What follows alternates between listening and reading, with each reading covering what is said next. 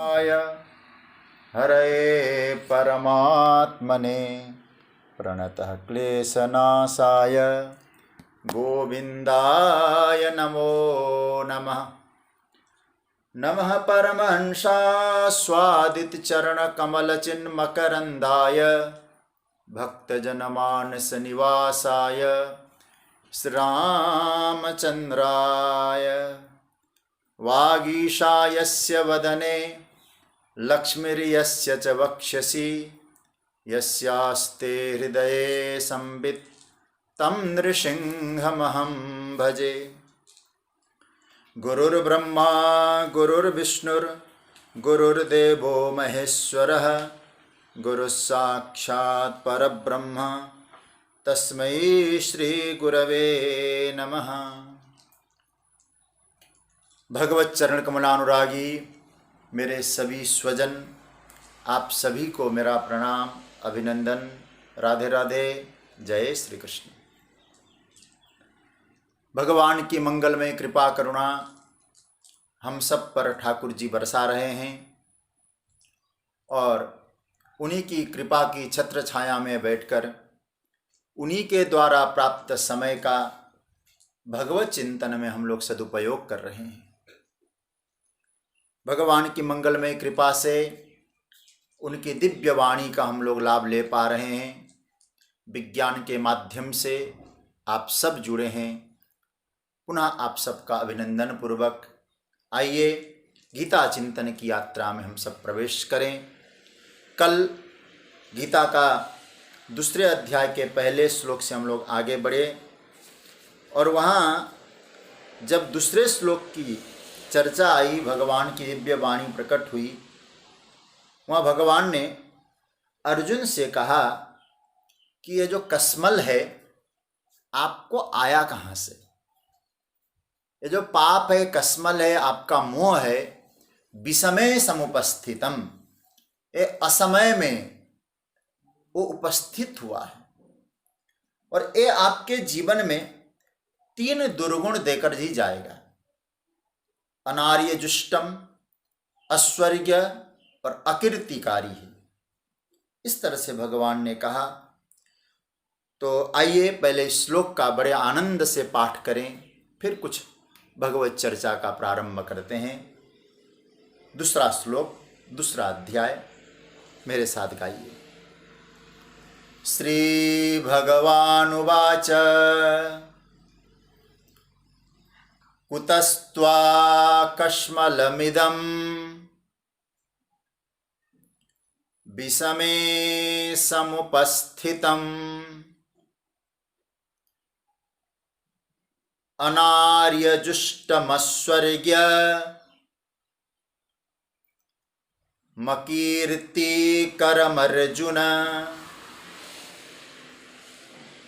इस श्लोक का अर्थ है, हे अर्जुन, कि तुमको इस विषम प्रसंग में, गलत समय में, यह मलिनता, यह पाप का विचार या मलिनता का विचार कहाँ से उत्पन्न हुआ?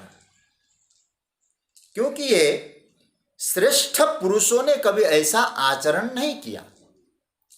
तुझे स्वर्ग देने वाला नहीं है और तुम्हारे लिए कोई कीर्ति की स्थापना करे, ऐसी बात भी नहीं है। तो यहां कल मैं एक चर्चा विराम के समय में कर रहा था कि उससे पूर्व अर्जुन के विषय में संजय कहते हैं कृपयाविष्टम, और भगवान ने कहा ये जो कृपयाविष्टम है ना, ये तुम्हारे जीवन में मोह उत्पन्न कर रहा है। दुर्जनों के प्रति जो करुणा अच्छी चीज है, लेकिन कब करना चाहिए? क्या उस करुणा करने का तुम्हारा अधिकार है? तुम्हारा उस करुणा से संबंध है? तो कल मैं अनुबंध चतुष्टय की चर्चा में, अधिकार, संबंध, विषय, प्रयोजन की चर्चा में कहा रहा था, हम उस काम को अच्छी तरह से कर सकते हैं, तो इसका मतलब ये नहीं कि वो कार्य तेरे लिए बना है। ये तुम्हारे लिए कस्मल बन सकता है, कृपा करना भी, दया करना भी। जैसे मैंने कल उदाहरण दिया था, भरत जी ने एक मृग शिशु पर दया की, वो दया उनके लिए घातक बना। इसलिए अर्जुन, एक कस्मल कहां से आया? इन दुर्जनों को देखकर तुम्हारे हृदय में जो दया का भाव उत्पन्न हुआ, एक तरह से विकृति का ही रूप है। क्योंकि इस समय तुम्हारा कर्तव्य क्या है, ये विचार करना है। तो मैं एक चर्चा कल कर रहा था, जैसे मैंने कहा कि वो पति पत्नी का उदाहरण देकर, दूसरे की पत्नी को आप आइसक्रीम खिलाओ, कुछ गजरा सजाओ, उसका मतलब ये नहीं कि आपका वो न कर्तव्य है न आपका अधिकार है। हाँ, हो सकता है आप अच्छी तरह से कर सकते हैं। तो कर्म में अधिकार भी विचार करना और हमारा कर्तव्य क्या है उस पर भी विचार करना। एक बार एक राजा ने एक महात्मा जी से प्रश्न किया, जब हम कोई काम अच्छी तरह से कर सकते हैं तो कर्म का विभाग ये बना दिया। बोले वो एक काम करे, ब्राह्मण एक कार्य करे, क्षत्रिय एक कार्य करे, वैश्य एक कार्य करे। हम अपने उस कार्य को न करके दूसरा यदि कार्य करें, हो सकता है हम अच्छी तरह से करें, लेकिन हमें रोका क्यों जाता है? शास्त्रों ने रोका क्यों है? संतों ने कहा तुम्हारा अधिकार इसमें नहीं, तुम्हारा कर्तव्य नहीं, ऐसा क्यों कहा? महात्मा जी चले गए, उनके दरबार में पहुंचे, दरबार में बड़ा स्वागत किया। महात्मा जी से यही प्रश्न उसने किया, हम जब अच्छी तरह से कर सकते हैं तो हमें क्यों नहीं करने दिया जाता? अच्छा काम कहां हो रहा है और किसके साथ हो रहा है, ये चिंतन करना पड़ता है। तो उस वक्त कहते हैं महात्मा जी ने राजा के सामने, तो राजा के जो बॉडीगार्ड थे, सैनिक थे, उन सभी सैनिकों से कहा डंडा मारो इस राजा को। सबने अपने हाथ में डंडा ले रखा था, डंडा मारो इस राजा को। सभी सैनिकों ने महात्मा की बात अनसुना कर दिया, ना हलचल हुई, कोई मतलब ही नहीं, जैसे खड़े थे वैसे राजा के सामने वे उसके बॉडीगार्ड सैनिक खड़े रहे।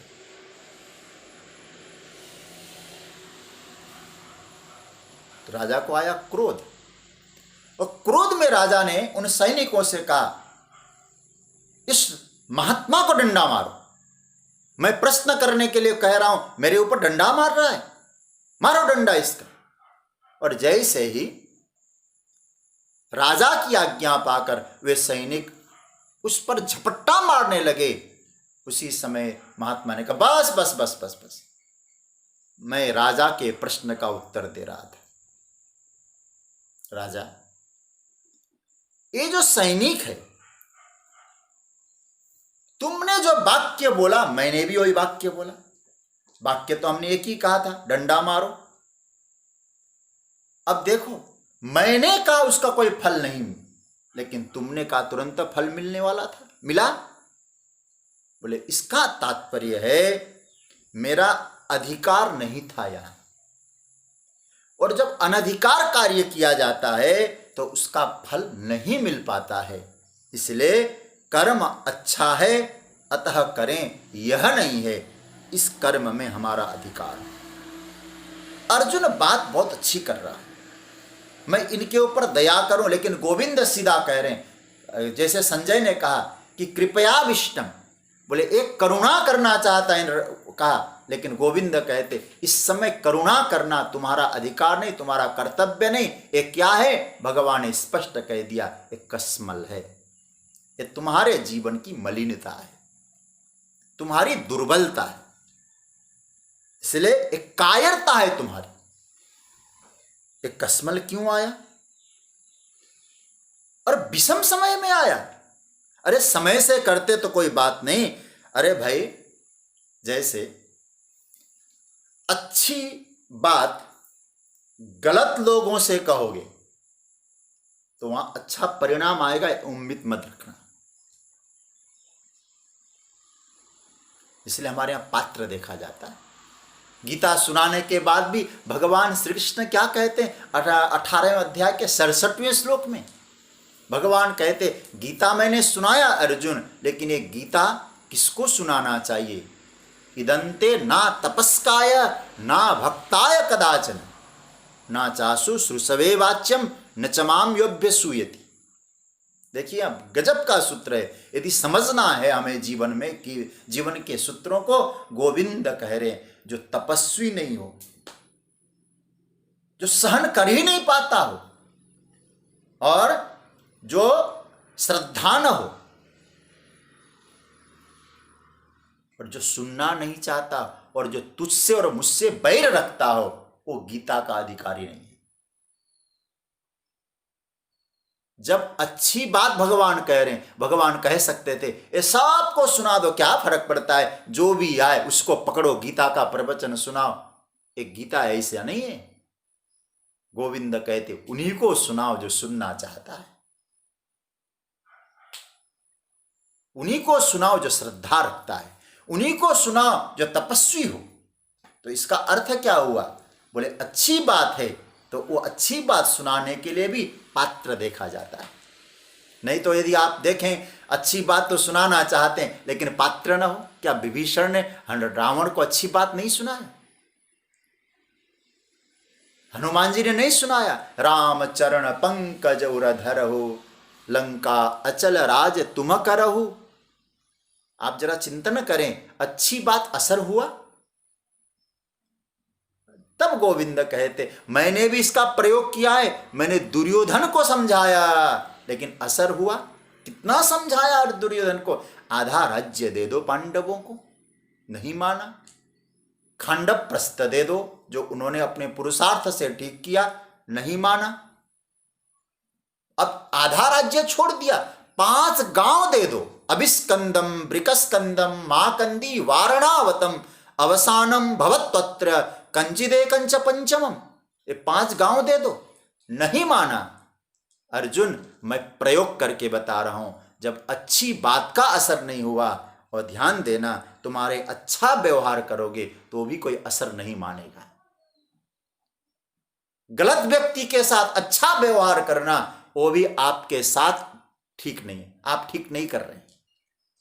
मैं इस बात को स्पष्ट कर दूं, जब अच्छी बात गलत व्यक्ति के साथ करेंगे तो आपके अच्छी बात का कोई असर नहीं होगा। तो याद रखना, यदि कोई गलत आदमी के साथ अच्छा व्यवहार भी करोगे तो आपका अच्छा व्यवहार वो व्यक्ति आपकी कमजोरी समझने लग जाएगा, आपकी उदारता नहीं मानेगा। वो आपकी उदारता भी उसके जीव वो समझेगा एक कमजोरी है इसलिए कर रहा है।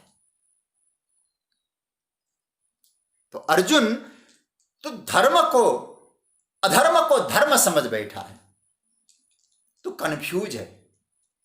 दया कहां करनी चाहिए, कृपा कहां करनी चाहिए, किसको समझाना चाहिए। और मैं आपको स्पष्ट कहना चाहूंगा, गीता का सूत्र ही हमारे कंफ्यूजन को दूर करना है, हमारे संदेह को दूर करना है, एकदम क्लियर करना है।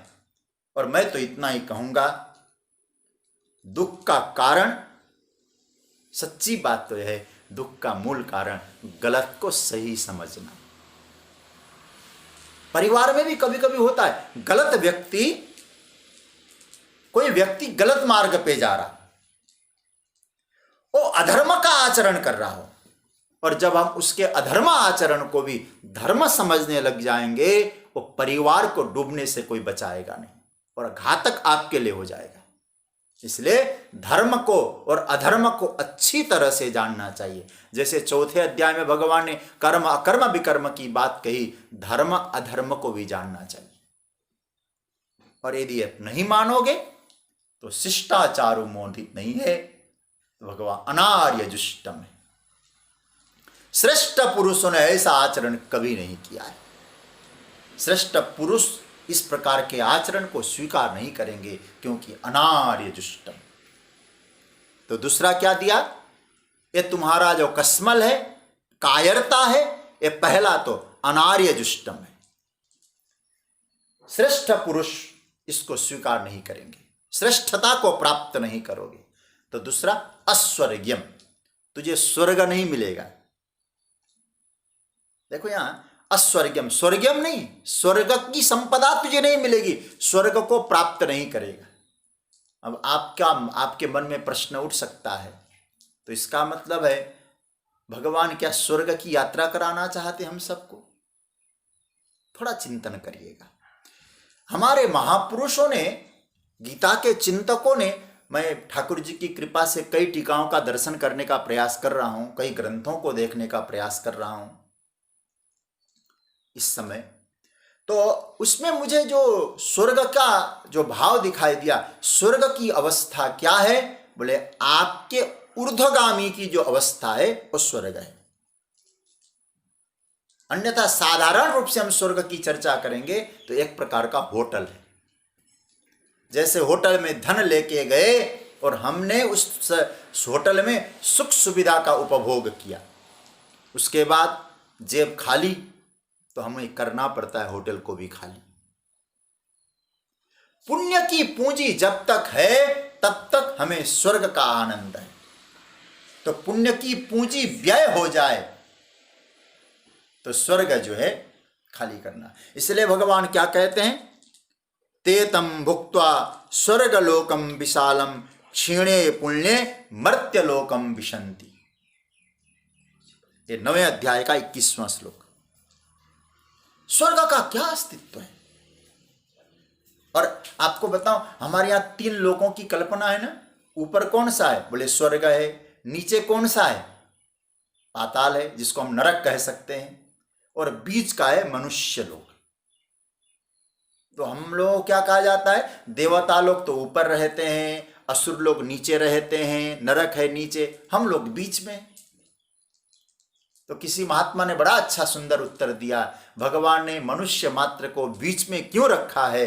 क्योंकि भगवान चाहते हैं, बोले ये दोनों जगह जा सकते हैं, ये ऊपर की यात्रा भी कर सकते हैं, नीचे भी जा सकते हैं, स्वर्ग भी जा सकते हैं, नरक भी जा सकते हैं। सत्कर्म का पालन करें, सद्व्यवहार करें, पुण्य कर्म करें तो ऊपर को जाएंगे, असद व्यवहार करें नरकगामी होंगे। तो हमारी यात्रा दोनों तरफ है। तो इसका मतलब भगवान ये कहना चाहते हैं, कर्तव्य त्याग से किसी का जीवन ऊर्ध्वगामी नहीं बना।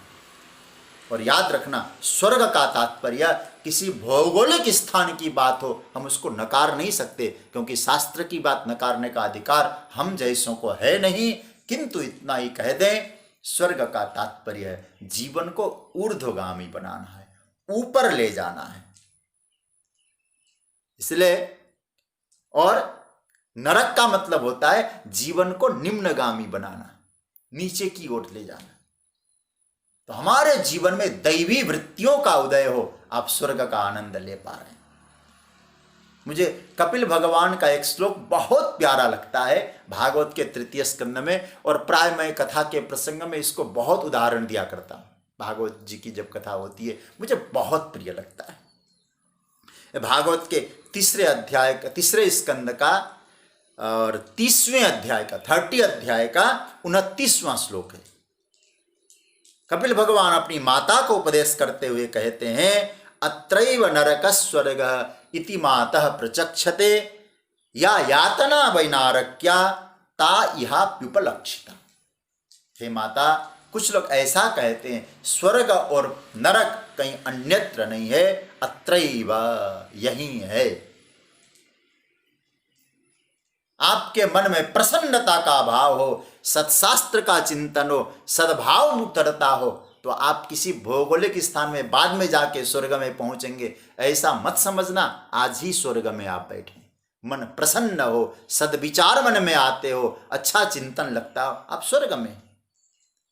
तो भगवान यहां कहना चाहते हैं कि तू स्वर्ग में पहुंचाना मेरी कोई वो नहीं है, लेकिन गीता का तो सूत्र ही है, स्वर्ग नरक से ऊपर क्या है? अपने आत्मस्वरूप का बोध करना, एक गीता का एकमात्र लक्ष्य है। तो क्या भगवान स्वर्ग में भेजना चाहते अर्जुन को? इसका तात्पर्य है। और दूसरी बात, स्वर्ग की सुख भी स्वर्ग के जितने सुख है ना, तो इंद्रियों के द्वारा ग्राही है। हम लोग इंद्रियों के द्वारा उसको भोग सकते हैं, लेकिन भगवान जिस सुख की बात करेंगे गीता में बाद में जाके, वो सुख इंद्रियों से नहीं मिल सकता है। इंद्रियों के द्वारा वो अतीत तत्व है जिसको हम लोग कहते हैं इंद्रियातीत तत्व का अनुभव, वो परम तत्व है। और अर्जुन इस बात को समझ लो अच्छी तरह से, ये स्वर्ग को नहीं दिलाएगा तुझे, ऊर्ध्वगामी जीवन नहीं बनाएगा। जो तुम्हारा परम तत्व का अनुभव करने के लिए तुम्हारा जीवन ऊर्ध्वगामी होना चाहिए था, यदि कर्तव्य का त्याग करोगे, ऐसे दुष्टों के प्रति दया रखोगे, तो ध्यान देना तुम्हारा जीवन ऊर्ध्वगामी नहीं बनेगा, अस्वर्ग्यम, इसका यह अर्थ है। पहला सूत्र अनार्य जुष्टम, आर्य पुरुषों ने, श्रेष्ठ जनों ने इसको स्वीकार नहीं किया, कायरता को। दूसरा अस्वर्ग्यम, तुम्हारा जीवन ऊर्ध्वगामी नहीं बनेगा। तीसरा अकीर्तिकरण, कीर्ति प्रदान नहीं करेगा, कीर्ति नहीं देगा। और हमारे यहां तो कहा जाता है कीर्ति कहां, जिसकी कीर्ति है उसी का जीवन है, और बिना कीर्ति का कोई जीवन है। तो भगवान यहां कहना चाहते हैं कि भाई लोक में भी कीर्ति नहीं मिलेगी, तो आगे कहां तुमको कीर्ति मिलेगी। यदि तुम इस समय युद्ध को त्याग कर, जो तू कह रहा है विसृज्य ससरम चापम शोकसम विघ्न मानस, युद्ध को त्याग करूंगा, युद्ध छोड़ दूंगा, तो तुम ये समझ, लोग ये कहेंगे वाह अर्जुन बहुत अच्छा काम किया, ऐसा वैरागी व्यक्ति कहां मिलेगा। कोई नहीं कहेंगे। लोग क्या कहेंगे, इसकी स्पष्ट घोषणा भगवान ने किए। जब कर्म का प्रसंग गोविंद कहेंगे तो दूसरे अध्याय के 35वें श्लोक में भगवान, उस समय उसकी और विस्तार से चर्चा करूंगा, लेकिन यहां भगवान, मैं संकेत करना चाहूंगा, भयात रणात उपरतम मनसन्ते त्वं महारथा एसाम चत्वम बहुमतो भूत्वा यास्यसि लाघवम्। हे अर्जुन, लोग कहेंगे अरे कितना ये दुर्बल आदमी निकला, कायर आदमी निकला अर्जुन, युद्ध से भाग गया, कायर बन गया। ये लोग मानेंगे तुमको, और उस समय तुम बड़े निम्न स्तर में रहोगे। जो ऊर्ध्वगामी बनना चाहिए था, निम्नगामी बनोगे, लोगों की बातें सुनोगे तो महाराज हताश हो जाओगे, डिप्रेशन में चले जाओगे। भगवान यहां स्पष्ट कह रहे हैं। इसलिए अकीर्तिकरम, न लोक में कीर्ति है, न परलोक में कीर्ति है, न शिष्टाचार मिलेगा,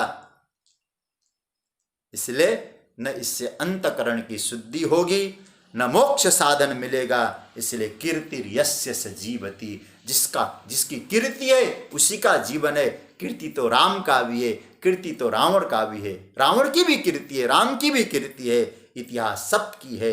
और याद रखना, तुम्हारा भी इतिहास तैयार हो रहा है, लेकिन एक बात याद रखना अर्जुन, ऐसा न हो तुम युद्ध से निकल जाओगे, तुम्हारा लोग, कीर्ति भी तुम्हारी मिट जाएगी। तो 3 बातें भगवान ने कही। अनार्य जुष्टम, श्रेष्ठ पुरुष इसे ठीक नहीं कहेंगे। कर्तव्य, इसका अर्थ क्या है, अर्जुन को तो माध्यम बनाया गोविंद ने, हमसे कह रहे हैं परमात्मा ने जो सामने आपको कर्तव्य दिया है, उस कर्तव्य का बिना विचारे त्याग कर देना और ऐसे दुष्टों पर कृपा करने की प्रवृत्ति रखना। याद रखना, ये 3 दुर्गुण आएंगे। कभी अच्छे लोग तुम्हें अच्छा नहीं कहेंगे, शिष्ट लोगों ने इसका आचरण नहीं किया, तुम्हारा जीवन दिव्य नहीं बनेगा और तुम्हारी कोई प्रतिष्ठा नहीं होगी, तुम्हारा यश खत्म हो जाएगा। ये भगवान 3 बातें कहते। अब इसको अंत में मैं उपसंहार में ले जाऊं तो मैं इसको 3 रूपों में घटा सकता हूं। अब ध्यान देना इसको। और मैं, आप सब बैठे हैं, कई लोग कलम पेंसिल पेन इत्यादि लेकर बैठे हैं, कॉपी है, आप नोट करेंगे तो इसका सार तत्व आप समझ लेना। देखिए, 3 प्रकार के व्यक्ति का हम लोग थोड़ा विश्लेषण करें। 3 प्रकार की भूमिका। एक भूमिका ज्ञानियों की है, जिनको हम विचारशील कह सकते हैं, विचारशील लोग। दूसरी भूमिका पुण्यात्माओं की है।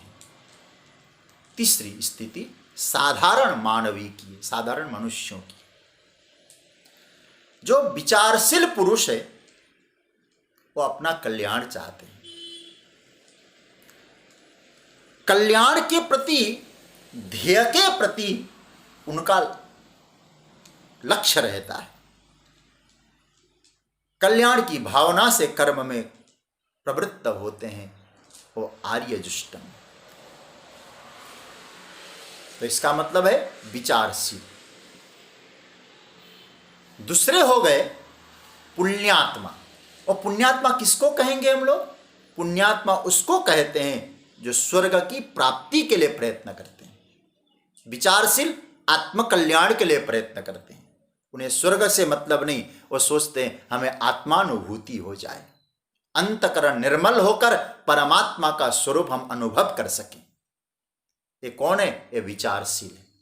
और पुण्यात्मा कहते हैं कि हमें तो कर्म करना है, यज्ञ करेंगे और यज्ञ में संकल्प रखेंगे स्वर्ग मिले।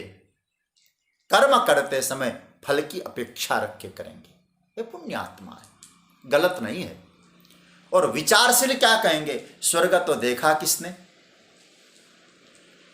तो उन्होंने क्या कहा? तो एक काम करते हैं, बोले हमें संसार में कीर्ति हो, हमें लाभ मिले, इसलिए हम लोग काम करते हैं।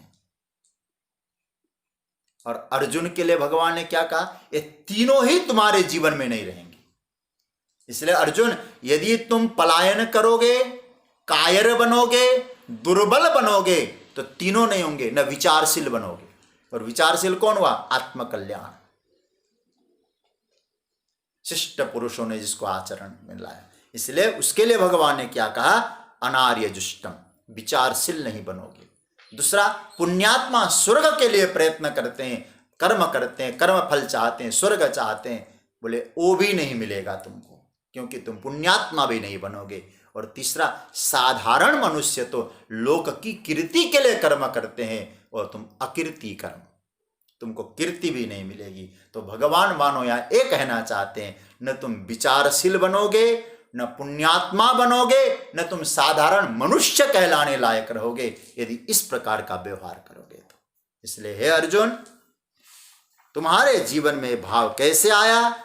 कुतस्त्वा कस्मलमिदं विषमे समुपस्थितम अनार्यजुष्टम अस्वर्ग्यम अकीर्ति करम अर्जुन। हे अर्जुन, ये कैसा है? एक कस्मल, एक कायरता, एक विकार तुम्हारे जीवन में असमय में उपस्थित हुआ है। ये तुम्हारे लिए न अनार्यजुष्टम है तुम्हारे लिए, और अस्वर्ग्य है, अकीर्तिकर है। इसकी चर्चा हम कर चुके हैं। अब आइए दूसरे श्लोक में हम लोग प्रवेश करें, तीसरे श्लोक में। अब इस श्लोक में आप सुनेंगे तो आपको भी आश्चर्य लगेगा। हालांकि आप सबको, कई लोग गीता का चिंतन करते हैं, अर्जुन के मन में शायद भावना रही होगी, उसकी मानसिकता रही होगी, हम सब छोड़ छाड़ करके कह देंगे महाराज हो गया, कुछ नहीं करना, हम तो जाके भिक्षा मांग लेंगे, भजन करेंगे, हमारे ऊपर जो भी आक्रमण करे उनके ऊपर आशीर्वाद देंगे, दया करेंगे। ऐसा जब मैं बोलूंगा तो मेरे भगवान बजाएंगे ताली, क्योंकि ऐसा तो व्यक्ति मिलना मुश्किल है जो इस प्रकार का भाव रखता है। लेकिन अर्जुन की धारणा गलत हो गई।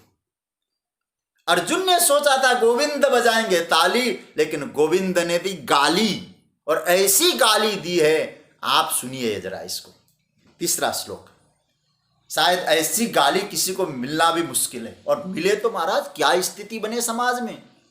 क्या कहा है प्रभु ने? आइए पाठ करते हैं।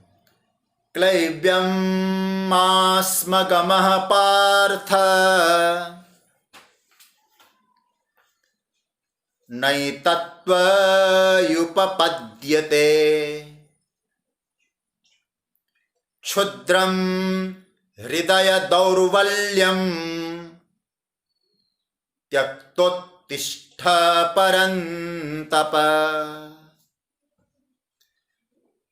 पार्थ और अर्जुन, यहाँ इस श्लोक में भगवान ने अर्जुन के लिए दो संबोधन किए। पहला संबोधन है पार्थ और दूसरा संबोधन है परंतप। दो संबोधन एक श्लोक में, और इसके भी बड़ा अच्छे तात्पर्य है, बड़ा विस्तार करने लायक श्लोक है। हे पार्थ, पार्थ क्लैब्यं मास्मगमः एतत् त्वयि न उपपद्यते। परंतप, क्षुद्रम हृदय दौर्बल्यम त्यक्त्वा उत्तिष्ठ। इसका अर्थ यह है, हे पार्थ, नपुंसकता तू हिजड़ा बन रहा है, तो नपुंसकता तो प्राप्त मत हो, तू हिजड़ा तो मत बन, क्लीब मत बन। यह तेरे लिए उचित नहीं है, नहीं तो उपपद्यते, यह तेरे लिए ठीक नहीं है। हे परंतप, हे शत्रुओं को तपाने वाले, क्षुद्रम हृदय दौर्बल्यम, ये तुच्छ हृदय की दौर्बलता को त्याग, दुर्बलता को त्याग और खड़े हो जा युद्ध के लिए। भगवान ने इतना सुंदर बोला है। पहला तो कहा हे क्लीब, हे नपुंसक। भगवान सोचते हैं ये बीमारी कहां से आ गई अर्जुन को। अभी मैं कहूंगा क्लीब नपुंसक कौन है, पौरुषहीन कौन है, उसकी चर्चा मैं करूंगा। लेकिन भगवान गोविंद जानते हैं ये अर्जुन में भाव कहां से आया होगा। एक तरह से सोचा जाए, भगवान जानते हैं कुछ दिन पूर्व ही अर्जुन इस भूमिका से निकला हुआ है। अर्जुन की बीमारी कहां से आई। गुप्तवास के समय विराट राजा के यहाँ अर्जुन उत्तरा को संगीत सिखाता था, बृहन्नला बनकर। उर्वशी का शाप था, तो इंद्र के कारण उर्वशी ने कहा था तू नपुंसक बन, तो इंद्र ने उस नपुंसकता को 1 साल में तब्दील कर दिया था। 1 वर्ष, तो 1 वर्ष उत्तरा, और इसको आजकल की भाषा में कहेंगे तो डांस टीचर था, नृत्य सिखाता था अर्जुन उत्तरा को, और बृहन्नला के रूप में था। तो भगवान मानो ये कहना चाहते, वो समय बीत गया, नहीं तो उपपद्यते, इस समय वो भाव नहीं है, उस समय था वो गया, क्योंकि 1 वर्ष के लिए था। इस समय न उपपद्यते, प्रकट होने का समय नहीं है, ये तेरे लिए उचित नहीं है। उस समय उचित था तो तुम प्रकट हो गए, क्या इस समय भी नपुंसक बनोगे। अपना शौर्य प्रकट करना है। और याद रखना अर्जुन, अपने शौर्य को प्रकट करे। और मैं आपको कहूं, गीता के विचारों को जिसने आत्मसात किया हो वो कभी निष्क्रिय नहीं हो सकता। गीता, मैं तो क्या कहूं, गीता जैसा ग्रंथ नहीं, उसके विचारों को आत्मसात करें। और नपुंसक कौन है, मैंने कुछ टीकाओं का चिंतन किया, मुझे लगा सभी प्राय आचार्यों का मत है, नपुंसकता उसको कहते हैं जो कर्तव्य कर्म से हीन हो जाएगा, पौरुषहीन होगा और नपुंसक है। क्योंकि गीता का सूत्र है, तू वीर बन, तू धीर बन। तुम वीर भी बनो और तुम धीर भी बनो, धीरस्तत्र न मुह्यति। आगे भगवान कहेंगे, देखिए पौरुष क्या है। नपुंसक मतलब आप सब जानते हैं, हिजड़ा कौन है। पौरुष, पराक्रम केवल शरीर पोषण के लिए नहीं होता है,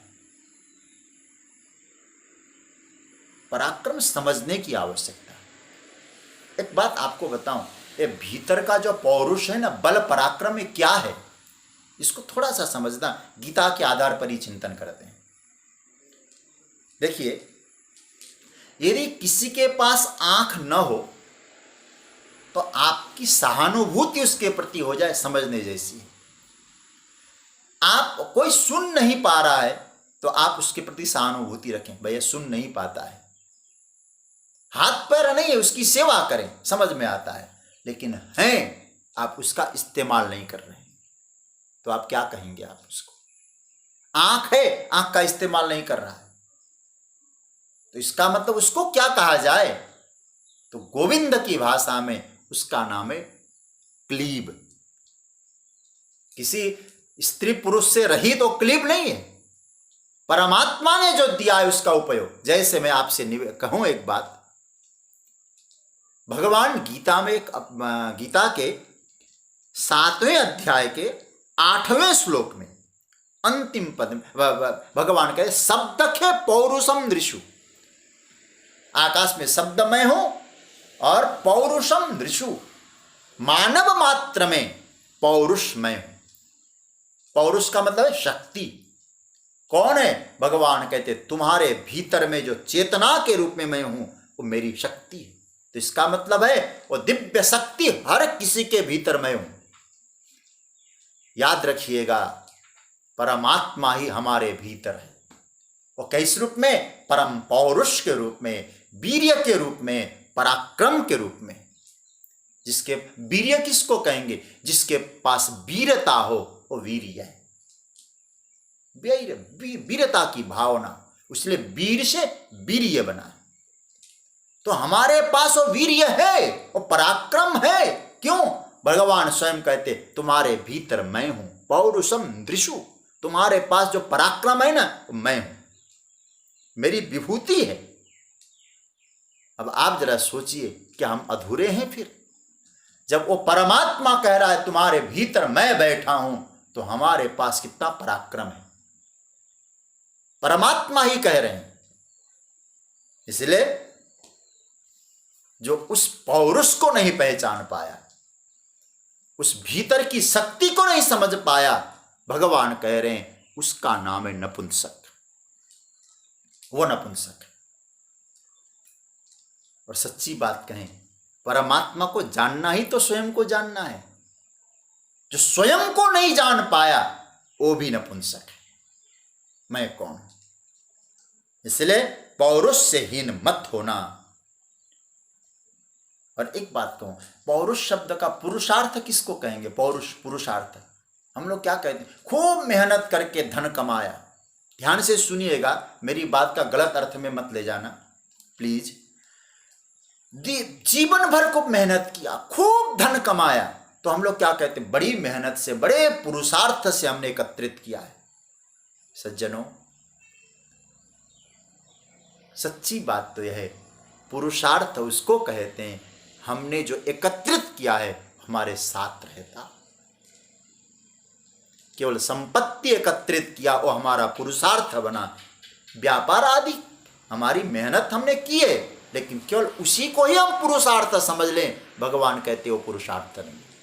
पुरुषार्थ करो, भीतर से दिव्य शक्ति प्रकट हो रही है, उस शक्ति से तुमने मेहनत किया है, लेकिन जिस शक्ति के द्वारा हमने सब कमाया है वो भीतर की शक्ति को पहचानना वो पुरुषार्थ है।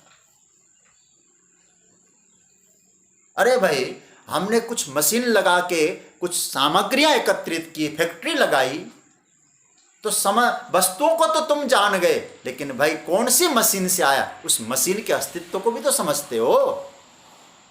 तो संसार की मेहनतों को, संसार के द्वार में जो प्राप्त पुरुष सामग्रियां हैं, वस्तुएं, उनको तो हमने जान लिया, लेकिन जिसके द्वारा वो सामग्रियां प्राप्त हो रही है वो भीतर वो पौरुष, स्वयं गोविंद कह रहे पौरुषम दृशु, मुझे नहीं पहचाना तो आपका पुरुषार्थ संपत्ति कमाना भी व्यर्थ है, क्योंकि भीतर मैं पुरुष रूप में बैठा हूं।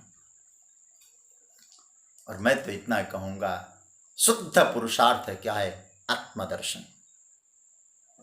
नपुंसक कौन है? नपुंसक है एक शायद उपनिषद का मंत्र है, और कहाँ का है मैंने गुरुजनों से सुना है, मैं कह नहीं सकता हूँ। मेरे पिता के समान आदरणीय श्री आर्यन पांडे, बहुत स्नेह जिनका मेरे प्रति है। तो अब ये श्लोक तो मैं बोल रहा हूँ, संदर्भ, क्योंकि उस दिन भी मैंने कुछ कठोपनिषद के कुछ नित्यो नित्यानाम चेतनश्चेतनानाम श्लोक बोला था, उन्होंने संदर्भ तुरंत मुझे भेज दिया था। और शायद ये बृहद आरण्यक का है, कहाँ का है ये मुझे, हाँ जहाँ तक संभव है शायद बृहद आरण्यक की कोई मंत्र होगा, लेकिन वो मंत्र मैंने कहीं संतों से सुना था। वो मंत्र मैं आपके सामने, नपुंसक की भावना बताई। कौन है वो? नपुंसक पुमान गेयो यो न वेत्ति हृदय स्थितम। बहुत बढ़िया श्लोक है। नपुंसक पुमान गेयो यो न वेत्ति हृदय स्थितम पुरुषम स्वप्रकाशम च तस्मान नंदात्मव्ययम। इसका अर्थ क्या है? उस व्यक्ति को नपुंसक समझना चाहिए जो व्यक्ति अपने हृदय के उस परम तत्व को नहीं जानता है। वो कैसा है? पुरुषम, और पुरुष है स्वप्रकाशं, स्वप्रकाश पुरुष है। इसलिए पुरुष शब्द का अर्थ जानते हैं। और कैसा? वो आनंद स्वरूप है। देखिए हम लोग क्या कहते हैं, भगवान को भी पुरुष कहा गया है।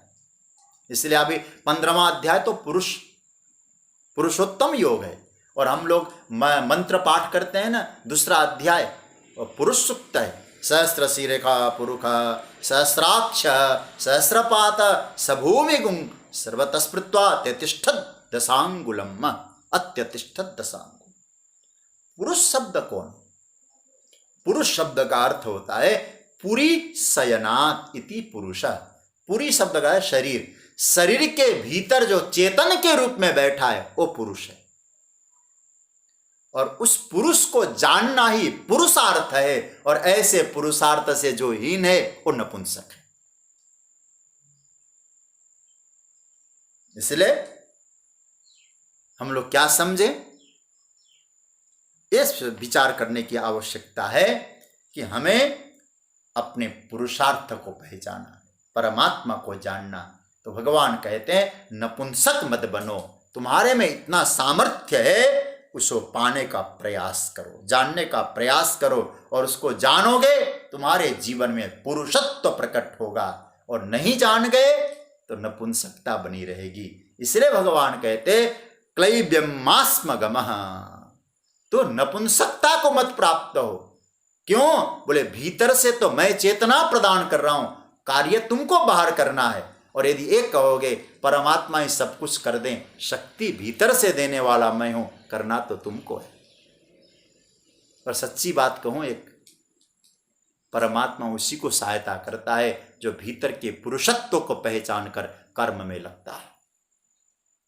सुग्रीव यदि ये कहता आप बाली को मार दीजिए, मैं तो चुपचाप बैठा हूं, नहीं, सुग्रीव तू जा, युद्ध तुझे करना है, सहायता मैं करूंगा बाद से, पीछे से। ठीक है, बाली को मारने का काम मैं कर सकता हूं, लेकिन पुरुषार्थ तुम्हें करना है। भीतर और चेतन शक्ति भीतर से सहायता करता है। और मैं आपसे कहूंगा उसको पहचानिए। और उसको पहचान गए और फिर संसार का कार्य होने लग जाए तो याद रखना वो संसार के कार्य में आनंद भी आएगा और संसार के कार्यों में बंधेंगे भी नहीं। फिर उस तत्व को जानने के बाद आपके जीवन में एक आनंद की अनुभूति होगी। समझ में आएगा वो पुरुष भीतर बैठा है, उसी चेतना शक्ति के द्वारा हम कार्य कर रहे हैं। उसकी अनुभूति करना, उसको जानना एक पुरुषार्थ है। क्लैब्यमास्मगम पार्थ। इसलिए तू उस स्थिति को मत प्राप्त। और भगवान ये कहना चाहते हैं तू है कौन, इसको समझ लो अच्छी तरह से। देखिए, मानसिक और शारीरिक अर्जुन में सबलता थी। अर्जुन सबल था, मन से भी सबल है और शरीर से भी सबल है, लेकिन आया कहां से? आया कहां से, ये समझने जैसा एक। इसलिए भगवान यहां क्या कहते हैं, नैतत्त्वयुपपद्यते, ये आया कहां से, इस समय उचित है क्या? भगवान ने कड़े शब्दों का प्रयोग किया है। इसलिए हे अर्जुन, ये मोह क्या है इसको समझ लो। देखिए, मैं समझता हूं कि हमारे लिए सावधान कर रहे हैं ठाकुर जी, बहुत सावधान, मोह से सावधान, कायरता से सावधान। अपार ऊर्जा से भरा हुआ हम मनुष्य और वृत्तियों के अधीन होकर ऊर्जा का क्षरण कर रहे हैं, ऊर्जा का नाश कर रहे हैं। भगवान अर्जुन को माध्यम बना के कहना चाहते, तू जान। क्यों अर्जुन? तू पार्थ है, पार्थ है तू। अर्जुन का एक नाम है पार्थ। देखो, पार्थ शब्द के दो अर्थ होते हैं। पहला अर्थ होता है प अर्थ, प मतलब परमात्मा, अर्थ मतलब प्रयोजन। परमात्मा श्री कृष्ण एवं जीवनस्य प्रयोजनम इति पार्थ। भगवान ही जिनके जीवन का एकमात्र प्रयोजन है वो पार्थ है। दूसरा पार्थ का अर्थ क्या है? पृथा के पुत्र हो तुम।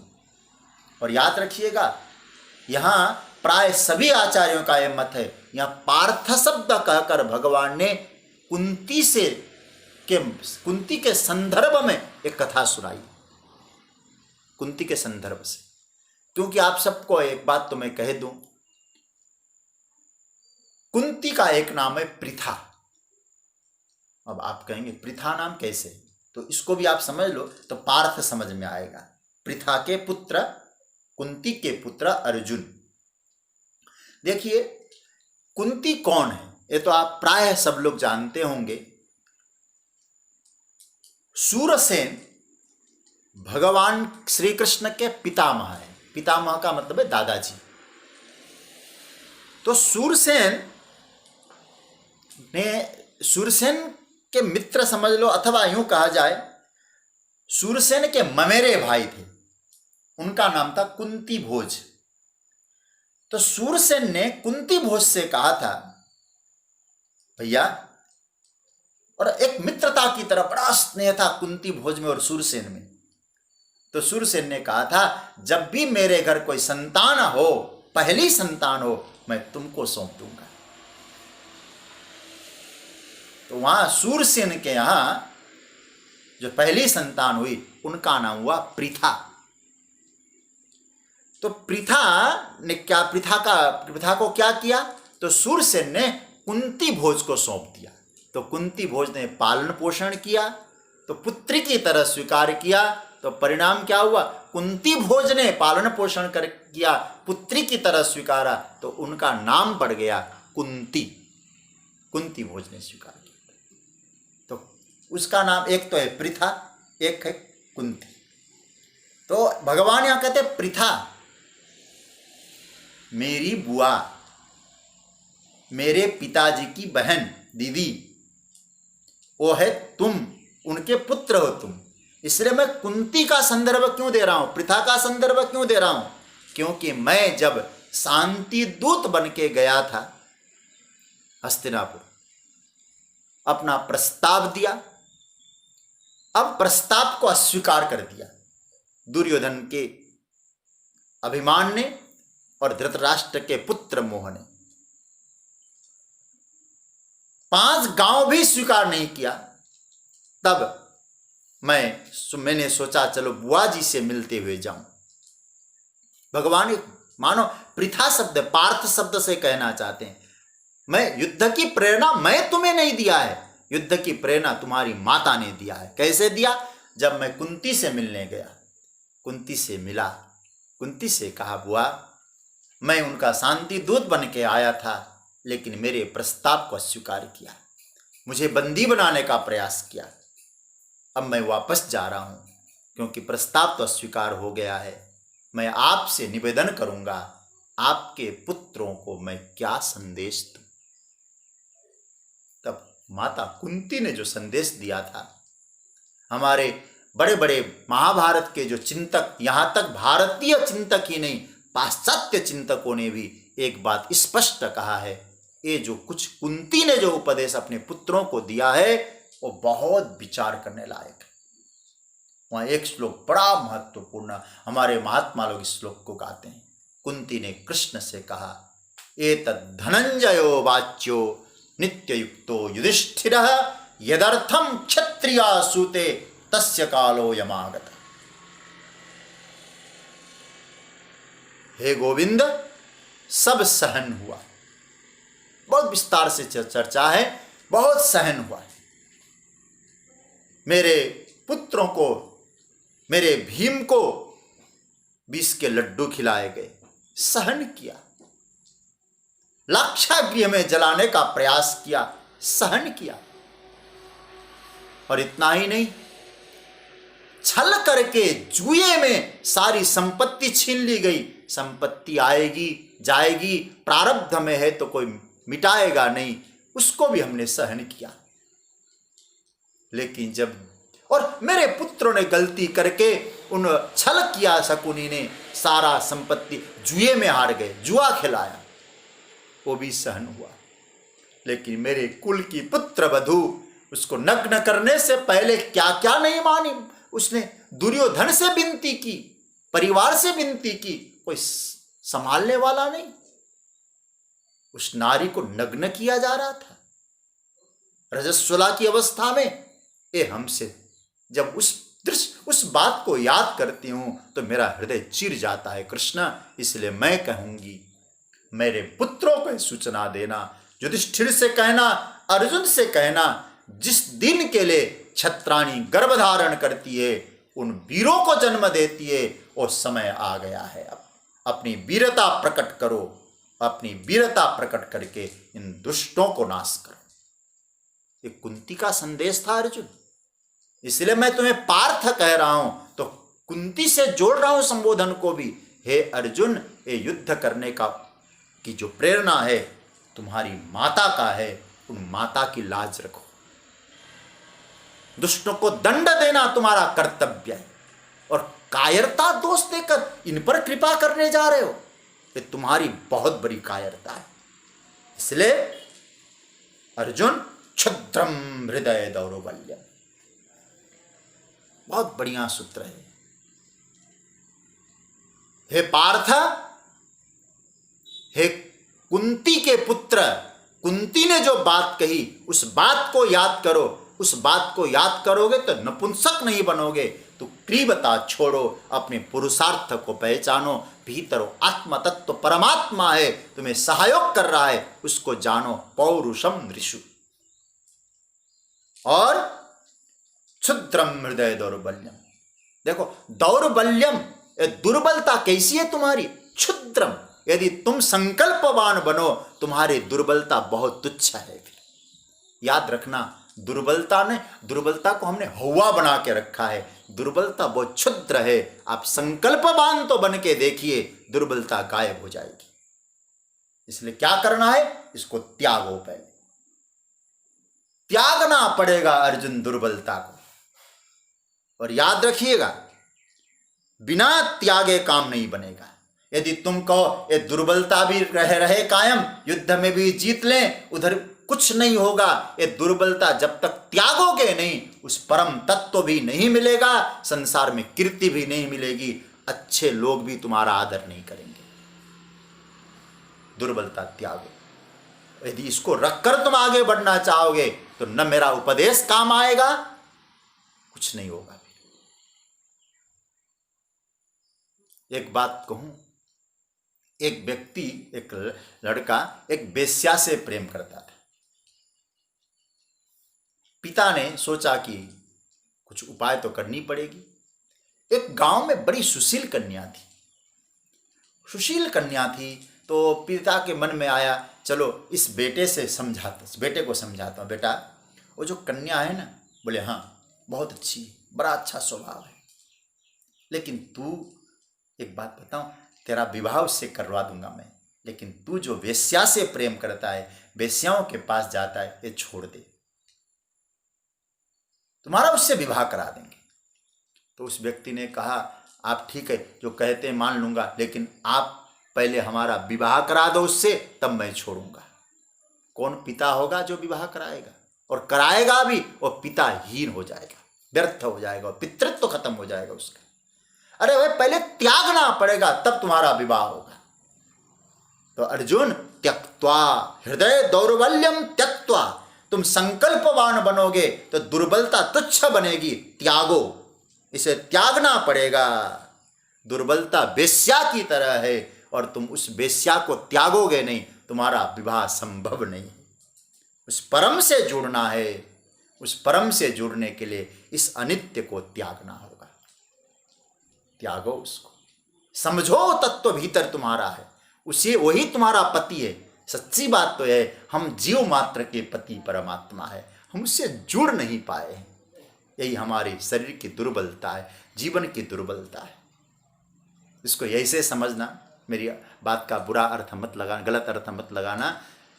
एक पत्नी को किसी ने पूछा, तुम्हारा पति कैसा है? बोले बहुत अच्छा है। कहाँ रहता है? बोले हमारे साथ रहता है। अच्छा, कभी उसको देखा है? बोले नहीं। फिर अच्छा कैसे? बोले फोटो देखा है मैंने। अच्छा, तुम्हारा साथ रहता? बोले हाँ। फोटो देखा है? जी। अनुभव किया है पति का? बोले नहीं। अब आप क्या कहेंगे इसको? पति है, साथ रहता है, फोटो देखा है, उस पति का अनुभव नहीं किया। अब आप इस कन्या को, इस महिला को आप कौन सा नाम देंगे? आप विचार करिए, कहां कमी होगी? अच्छा भी है तो हमारा भी तो जीवन ऐसा ही है। आप लोग बुरा मत मानना, हम सब इसी अवस्था से गुजर रहे हैं। और परम पति परमात्मा आरती करते हैं, हे भगवान आप सबके स्वामी हो, तुम करुणा के सागर, तुम अंतर्यामी, तुम पूर्ण परमात्मा, तुम सबके स्वामी, सबके स्वामी है, सबके पति है। लेकिन उस परम पति का हम अनुभव भी नहीं कर पा रहे, और हमारा साथ रहता है, लेकिन हम फोटो को तो देखते हैं, बहुत अच्छा कहते हैं, लेकिन अनुभूति भी तो करें उस चित्र को देख के, और भीतर जो परमात्मा तत्व है उसका अनुभव करें। मूर्ति को देख के उस अमूर्त की यात्रा करें। यह आवश्यक है। फोटो से, चित्र से, मूर्ति से हम उस अमूर्त की यात्रा में भी तो प्रवेश करें, अनुभूति करें उस तत्व की। इसलिए भगवान कहते अनुभव नहीं है, परम तत्व पति है, उसका अनुभव करो। उसके लिए क्या करना है? ये दुर्बलता को त्याग कर खड़े हो जाओ। खड़ा होना है। और खड़े होने की बात जब मैं कहता हूं तो मुझे कठोपनिषद का मंत्र याद आता है। स्वामी विवेकानंद जी महाराज जिसको खूब उदाहरण दिया करते थे, वो कठोपनिषद का पहले अध्याय का तीसरी बल्ली का ये 14वां मंत्र है। उत्तिष्ठत जाग्रत प्राप्य वरान् निबोधत क्षुरस्य धारा निशिता दुरत्यया दुर्गम पथम तत् कवयो वदन्ति। नचिकेता को उपदेश देते हुए यमराज कह रहे हैं, उत्तिष्ठ, उठ जाओ, अब जग जाओ, अपनी वीरता को प्राप्त करो। स्वामी विवेकानंद जी कहते थे ना, उठो, जागो, जब तक उस तत्व को न प्राप्त करो, लक्ष्य को न प्राप्त करो, रुको नहीं, आगे बढ़ो। उत्तिष्ठत जागृत, खड़े हो जाओ। तो भगवान भी यहां कहते उत्तिष्ठ, खड़े हो जाओ। न लेटो न दौड़ो, जहां हो वहीं खड़े हो जाओ। लेटोगे नींद आएगी, दौड़ोगे गिर जाओगे, तो आपको क्या करना है? खड़े होना है। इसलिए उस तत्व को का अनुभव करो, और तत्व तुम्हारे साथ है, हर समय तुम्हारा साथ देता है, उसको पाना है और उसका अनुभव करके अब तुम दुर्बल मत बनो, वो तो परमात्मा है। सुनेरी मैंने निर्बल के बल राम, भीतर परम बलशाली परमात्मा है। तुम खड़े हो जाओ, उठो अर्जुन, दुर्बलता को त्याग कर युद्ध के लिए तैयार हो जाओ। इसलिए भगवान यहां कह रहे हैं, त्यक्तोतिष्ठ परंतप, इस दुर्बलता को त्याग करके उठ जाओ। बड़ा सुंदर मंत्र है, हे परंतप। परंतप का बड़ा सुंदर तात्पर्य है। पार्थ और परंतप दो अर्थ। पार्थ शब्द इसीलिए कहा क्योंकि कुंती का संदेश है, उसको याद करके भी तुम्हें युद्ध करना है। और फिर परंतप का भी बड़ा सुंदर चिंतन है, उसकी चर्चा करेंगे। कहते कहते समय यूं ही पूरा हो गया। अब इसी श्लोक की चर्चा मैं आगे और विस्तार से आगे और जो भी बचा है उसका कुछ चिंतन करेंगे। इसका अर्थ यही हुआ कि हे अर्जुन, तू नपुंसक मत बन, ये तुम्हारे लिए उचित नहीं है। ये हृदय की क्षुद्र दुर्बलता को त्याग और उठ खड़ा हो जा। त्यक्त्वा उत्तिष्ठ। तो मानो भगवान हम सबको यही संदेश दे रहे। आइए इस श्लोक का पुनः एक बार पाठ करें। और मुझे बहुत अच्छा लगता है श्लोक, हालांकि गीता के प्रत्येक श्लोक बहुत प्रिय है। पाठ करके इसको विराम देते हैं। कल इसी श्लोक से फिर हम आगे की चर्चा करेंगे। क्लैव्यमास्मगमः पार्थ नैत्वत्वयुपपद्यते क्षुद्रं हृदय दौर्बल्यं त्यक्तोत्तिष्ठ परन्तप। आज की चर्चा यहाँ विराम, कल पुनः आगे की चर्चा। कृष्णाय वासुदेवाय हरये परमात्मने प्रणतः क्लेशनाशाय गोविंदाय नमो नमः। ओम शांति शांति शांति। ओम।